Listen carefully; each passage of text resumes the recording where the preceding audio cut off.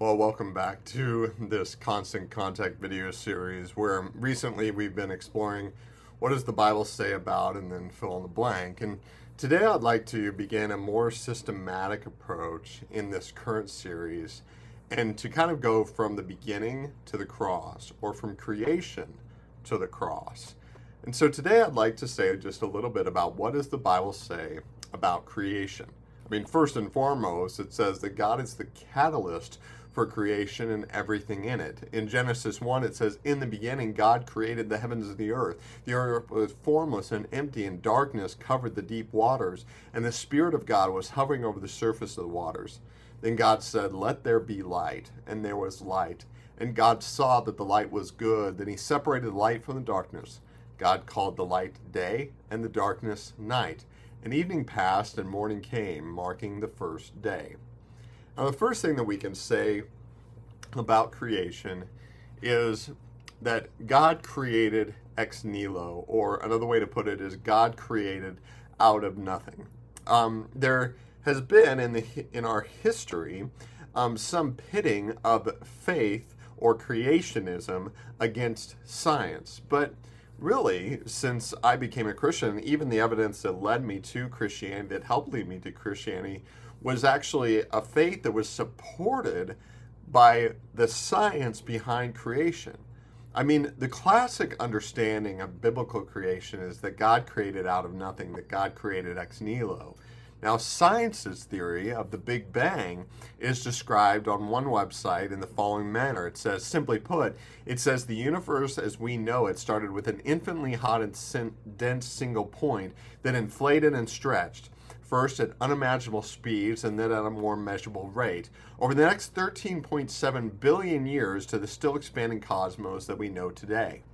In other words, both the Big Bang and the Bible agree to a certain extent in terms of, first, there was nothing, then something happened, and then there was something. However, what I've read about the Big Bang Theory, at least to this day, I still see significant gaps and even self-contradictory statements. I mean, if in fact a infinitely hot and dense single point is the catalyst for all creation, our first question is, where does such energy come from? For instance, the law of conservation of energy states that energy can neither be created nor destroyed, only converted from one form of energy to another. This means that a system always has the same amount of energy, unless it is added to the outside. So, with the scientific theory of the Big Bang, it creates an additional question that is suggested within the very theory itself. That is, where does this energy come from?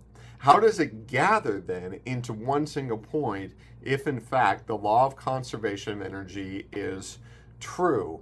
Another way to think about it is, even if you were able to create such energy, how does order get created out of a chaotic explosion? How does chaos create, and specifically create the earth on which we stand, the one that we live and breathe, that to this day, for all that we know about the different universes, scientists have yet to find somewhere equivalent to Earth where humanity could exist. And so the idea of the Big Bang Theory is that out of all the places that humanity could have landed and where we would be created, we would come to be even the eventuality of that place that we could live and breathe. Now, as of yet, I have yet to find satisfactory answers, unless you add God into the equation. In the Gospel of John, it kind of does a parallel about creation to Genesis 1, where it says, "In the beginning, the Word already existed. The Word was with God, and the Word was God. He existed in the beginning with God. God created everything through him, and nothing was created except through him. The Word gave life to everything that was created, and his life brought light to everyone. The light shines in the darkness, and the darkness can never extinguish it." In other words, God spoke, and there was a flash of light, a single point of dense energy, if you will. But by his word, particularly through Jesus Christ, that God, through Jesus, then becomes the catalyst and creator of the single point of energy that gathers his infinite measure to create.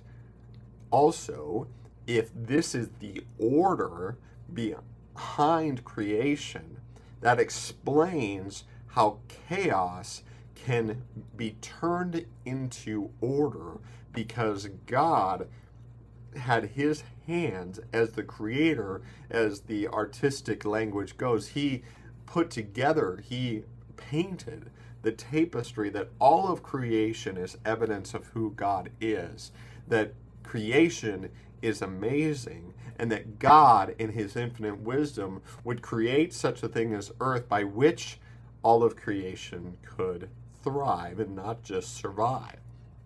Now, if you center in on the timeline, scientific evolution and the Big Bang Theory, even as I mentioned, has this, what we call the old Earth spectrum, as they mentioned, 13.7 billion years, and even said is still expanding. Now, I will caveat with that, I've read a scientific article that suggests that yes, the universe did expand, but it's actually now they're seeing evidence of the universe retracting or contracting and coming back together, that it's no longer growing.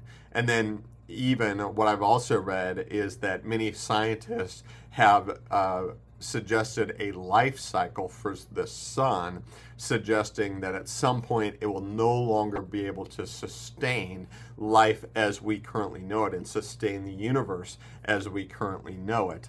Certainly much has been said about how climate changes, and not to get into any of that arena, but certainly we begin to acknowledge that there are shifting patterns throughout history.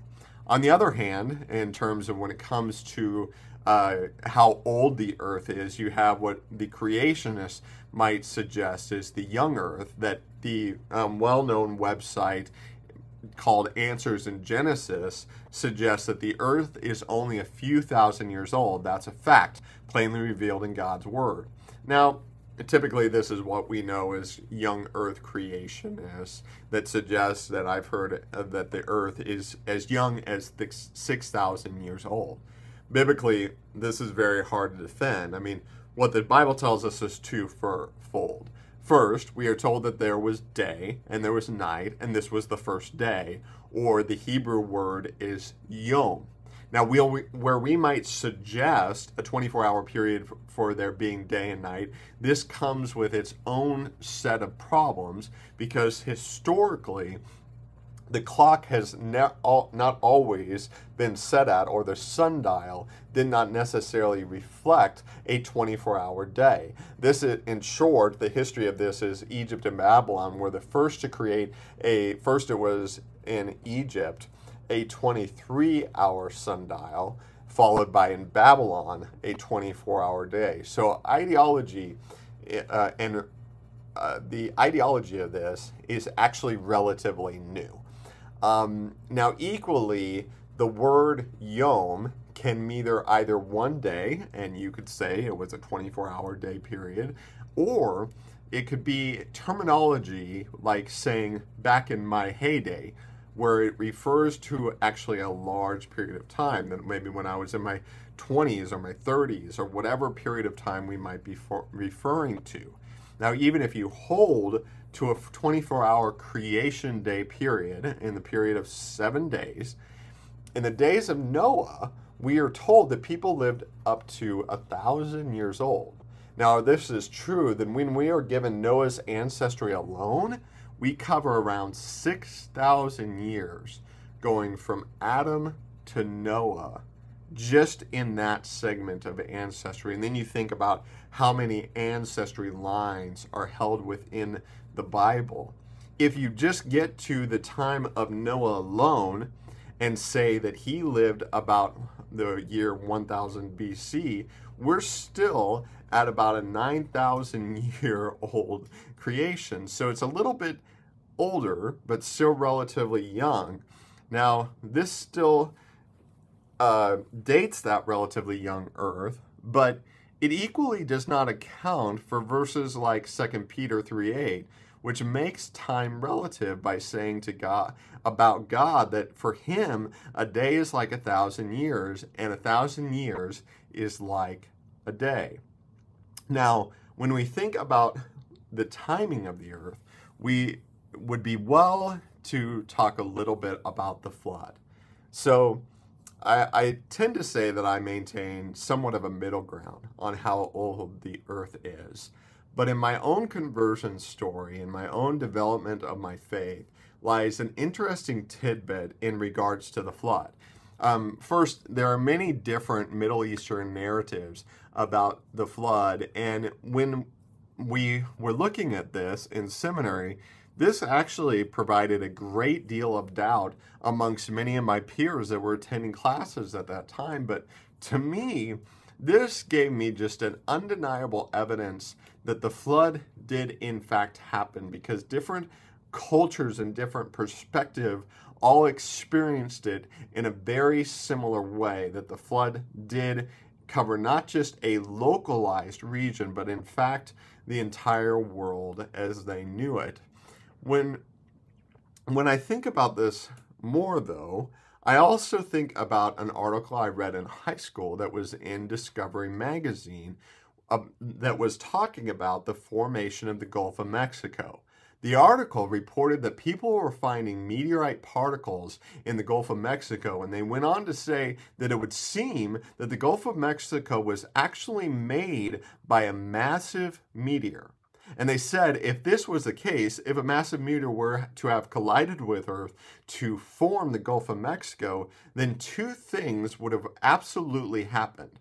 The first is that it would have created a worldwide flood. It would have created a mass dispersion of water across the entire globe. Second, it would have changed the weather conditions where certain animal life would not be able to survive the climate changes.